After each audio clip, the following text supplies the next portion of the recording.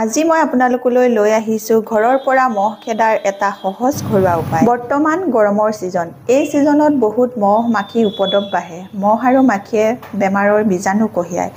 এই মহৰ পৰা বাচিবলৈ সাধাৰণতে আমি কি কৰোঁ? কীটনাশক স্প্ৰে কৰোঁ, কেমিকেলযুক্ত বস্তু ইউজ কৰোঁ, মহৰ কইল জ্বলাওঁ। এইবোৰৰ গোন্ধ লোৱাটো জানো ভাল? এইবোৰৰ গোন্ধ আমাৰ শৰীৰৰ পক্ষে হানিকাৰক। আজি মই আপোনালোকক মহ খেদা এটা সহজ ঘৰুৱা উপায় দেখুৱাম, যিটো বহুত দিনৰ পুৰণা। মহ খেদা এই ঘৰুৱা উপায়টোত মই কোনো কেমিকেলযুক্ত বস্তু ইউজ নকৰোঁ, কোনো কীটনাশক দৰৱো ইউজ নকৰোঁ। সেইকাৰণে ঘৰৰ পৰা এই ঘৰুৱা উপায়েৰে যদি মহ খেদে, তেতিয়াহ'লে আপোনালোকৰ শৰীৰৰ কোনো অপকাৰ নহ'ব। হাই ফ্ৰেণ্ডছ, আপোনালোক সকলোকে মোৰ অসমীয়া হাউচৱাইফ চেনেলৰ নতুন এটা ভিডিঅ'লৈ স্বাগতম জনালোঁ। আশা ৰাখিছোঁ আপোনালোক সকলো ভালে আছে। আজি মই আপোনালোকলৈ লৈ আহিছোঁ খুব বঢ়িয়া এটা ভিডিঅ', যিটো ভিডিঅ' এই সময়ৰ কাৰণে বহুত উপযোগী হ'ব। এতিয়া মই এফালৰ পৰা আহি পাই ঘৰ পালোহি। ঘৰত দেখিলোঁ ইমানেই মহ।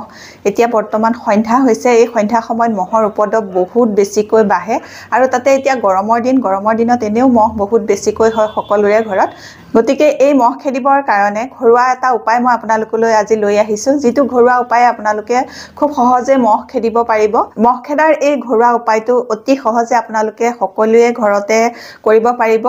এতিয়া মই সেই উপায়টো আপোনালোকক দেখুৱাম। সেই উপায়টো দেখুৱাৰ আগতে আপোনালোকলৈ এটা ৰিকুৱেষ্ট আছে। আপোনালোকে যদি মোৰ অসমীয়া হাউচৱাইফ চেনেলটোলৈ নতুনকৈ আহিছে বা নতুনকৈ চাবলৈ আৰম্ভ কৰিছে, আগতে ছাবস্ক্ৰাইব কৰি থোৱা নাই, তেতিয়াহ'লে সোনকালে মোৰ এই অসমীয়া হাউচৱাইফ চেনেলটো ছাবস্ক্ৰাইব কৰি ল'ব আৰু আপোনালোকৰ ফ্ৰেণ্ডৰ লগত মোৰ এই ভিডিঅ'টো শ্বেয়াৰো কৰিব।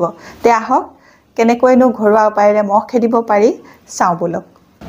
প্ৰথমতে আমাক লাগিব নাৰিকলৰ বাকলি। এয়া নাৰিকলৰ বাকলিকেইটা মই টুকুৰাকৈ কাটি লৈছোঁ। দুটা চাইজত কাটিছোঁ। এটা সৰু সৰু টুকুৰা কৰিছোঁ, এয়া একেবাৰে সৰু সৰু টুকুৰা। আনটো এনেকৈ অকণমান ডাঙৰকৈ কৰিছোঁ। কিয় কৰিছোঁ সৰু সৰু টুকুৰা আৰু ডাঙৰ টুকুৰা, আপোনালোকক ভিডিঅ'টো পিছলৈ কৈ আছোঁ। এতিয়া মই ল'লোঁ, এয়া দেখিছেনে, মাটিৰ বাচন। এতিয়া মই ল'লোঁ এটা জ্বলোৱা চাকি, ঘৰৰ পুৰণা চাকি, আৰু এইফালে ডাঙৰটো যিটো লৈছোঁ এইটো দৈ অনা মলা।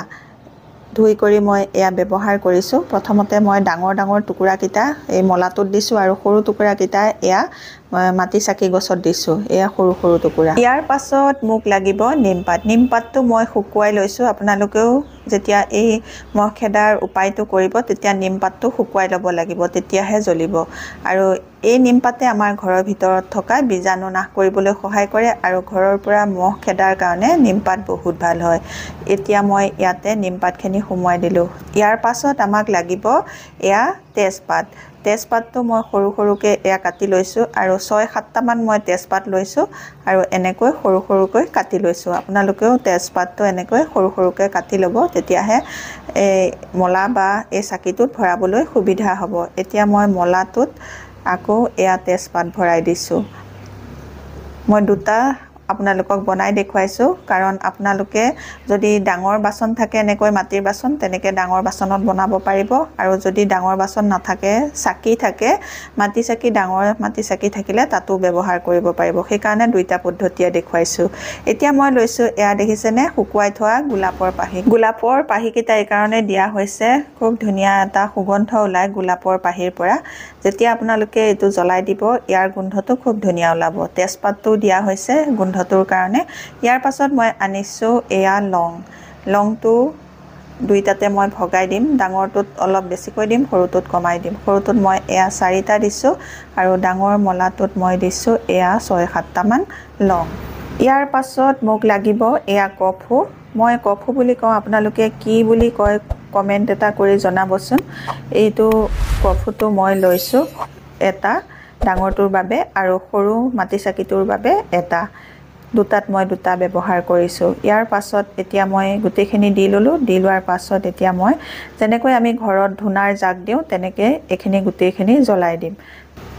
আপোনালোকে ইচ্ছা কৰিলে ইয়াত অকণমান ধূনাও দি দিব পাৰে। ধূনা দি দিলেও খুব ধুনীয়া এটা সুগন্ধ ওলাব। মই একেবাৰতে জ্বলাব পৰা নাই, বাৰে বাৰে চেষ্টা কৰিছোঁ জ্বলাবলৈ। এয়া জ্বলিছে। আৰু এই উপায়টো আপোনালোকে সন্ধ্যা সময়ত কৰিলে বেছি ভাল হ'ব, কাৰণ সন্ধ্যা সময়ত সকলোৰে ঘৰত মহৰ উপদ্ৰৱ বাঢ়ে আৰু মহ খেদিবৰ কাৰণে আমি বিভিন্ন ধৰণৰ কইল বা ধূপ আদি জ্বলাওঁ।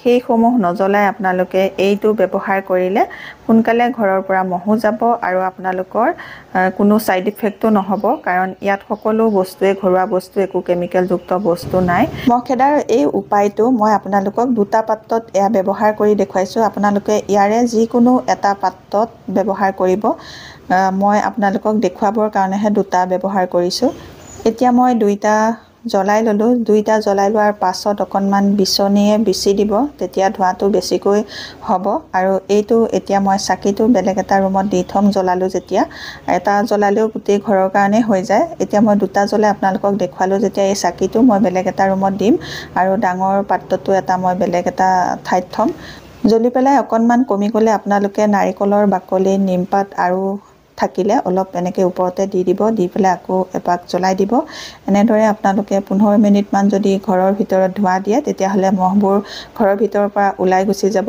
এতিয়া মোৰ এটো জ্বলোৱা হৈ গল মই ঘৰৰ ভিতৰত অলপ অলপ এনেকৈ ঘূৰাই দিম আপোনালোকেও এটো জ্বলোৱাৰ পাছত প্ৰত্যেকটো ৰুমতে এনেকৈ অলপ অলপ ঘূৰাই দিব যাতে ৰুমৰ ভিতৰত চুকে কানে সোমাই থকা যিবোৰ মহ সেইবোৰ এই ধোঁৱাটো পাই ওলাই যায় আৰু আপোনালোকে এটো জ্বলাই দিয়াৰ পাছত ঘৰৰ যিখন মেইন দৰজা সেইখন আপোনালোকে এনেকৈ খুলি দিব যাতে ঘৰৰ ভিতৰত থকা মহবোৰ ওলাই যাব পাৰে আপোনালোকে ভিতৰৰ লাইটটো অফ কৰি দিব বাহিৰৰ লাইট জ্বলাই দিব দি পেলাই মেইন দৰজাখন খুলি দিব ঘৰৰ ভিতৰত থকা যিমান মহ সেইখিনি গোটেইখিনি বাহিৰলৈ ওলাই গুচি যাব এনেদৰে ঘৰুৱা উপায়েৰে আমি ঘৰৰ ভিতৰত থকা মহ বাৰিষা দিনত এই গৰমৰ দিনত খেদিব পাৰো কোনো কেমিকেল যুক্ত বস্তু ইউজ নকৰাকৈ যদি আপোনালোকে ভিডিওটো চাই ভাল পাইছে আপোনালোকৰ কাৰণে উপযোগী হ'ব বুলি ভাবিছে তেতিয়া হলে সোনকালে মোৰ অসমীয়া হাউসৱাইফ চেনেলটো সাবস্ক্ৰাইব কৰি ল'ব আৰু আপোনালোকৰ ফ্ৰেণ্ডৰ লগত মোৰ এই ভিডিওটো শেয়াৰ কৰিব নতুন এটা ভিডিওৰ সৈতে নতুন এটা এনেকুৱা ধৰণৰ টিপছৰ সৈতে আপোনালোকৰ মাজলৈ আকৌ আহি আছো তেতিয়ালৈকে নমস্কাৰ